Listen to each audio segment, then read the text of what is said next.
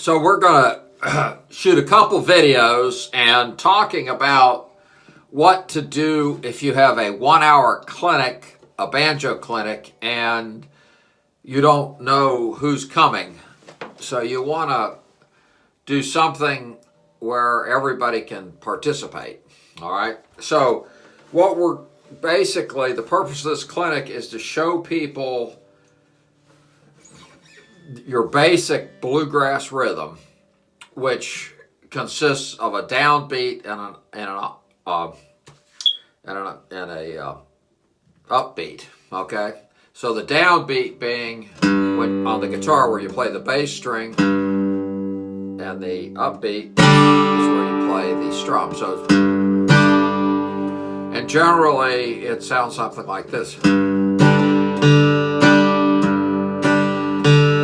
And the rhythm guitar players can embellish this, but somewhere in the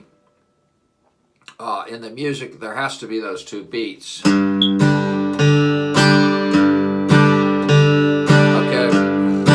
so I'm just going to kind of explain this as though I'm leading the clinic. Okay, so we have those two basic beats: the downbeat, and then we have the upbeat. Now, many times the bass will play the downbeat. And then the mandolin will play that offbeat, which sounds almost like, you'll hear the boom, chunk, okay? Now, in order to play driving bluegrass, you have to have that upbeat. That chunk, I call it, but the upbeat. Chunk. You can almost feel that. Okay, the second point that will be brought out in the clinic is that when you're playing in time, that there's a lot of energy that you feel, particularly if you're playing in a group. Okay, now to illustrate this, the best way is just to clap. So if we're clapping, so we start. And we just basically clap in time. And it usually will take about a minute and a half for, let's say you have 10 or 15 people, for them to listen carefully to their neighbor and clap together. Okay? At some point, you'll hear everything come together, and you're going to feel all this energy come out of this clapping. Okay? Okay, once the class can do it themselves, and once again, you're asking them to relax and to listen to their neighbor. Once that clap gets going, you can pick up your guitar or your banjo, and you can play to it. Okay, so the clapping is functioning like a drum. So, boom.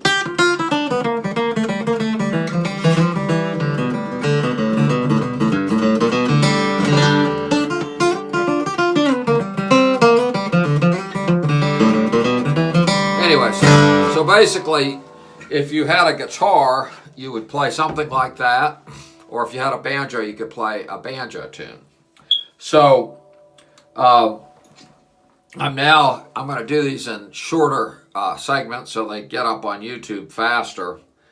So then, once we've explained that rhythm, then we pull out the banjo and we show them, once again, something that can be taught in about a minute, but is very useful. And that is what I call a 7-note roll.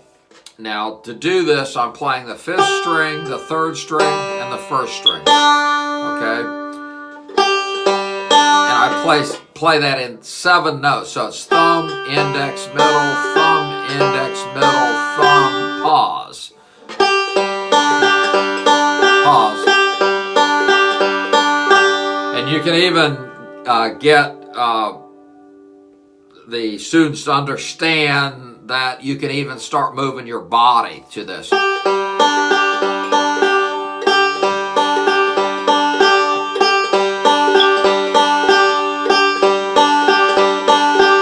Now, I asked Martin Norgard, who has his PhD in improvisation, if there are people that don't have timing. And the answer to that is no. Everybody has perfect timing.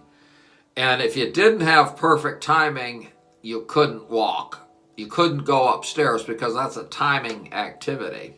So the main thing in having people time is to get them to relax and to get into that zone. And once they get in the zone, they can play something in perfect timing. Now, it might be really slow, but they can do it. So let's show this one roll, and then we'll go to the next video in a second here. So it's 1, 2, 3, 4.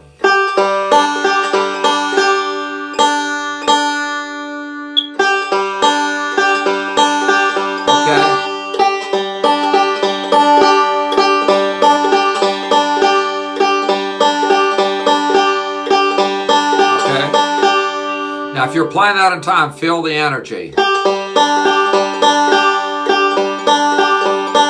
don't have anyone to help me with this video, so what you could do is have everybody clap, and you can play this. And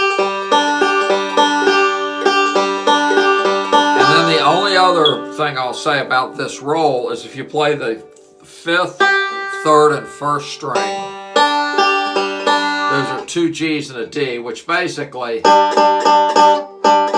is a power chord, okay?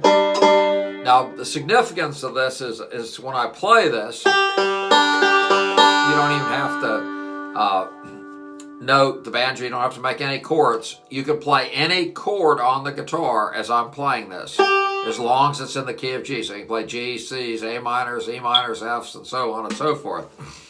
And by not having to chord, that lets the student focus on their right hand in the roll. Okay, so the point of this video is that bluegrass rhythm is structured. You have downbeats and upbeats, and I've demonstrated that on the guitar.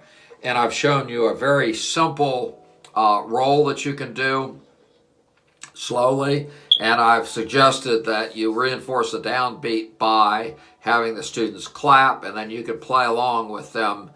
And you play until they get in time, and once you do, you will feel that energy. So this is part 1, and we'll now go to another video.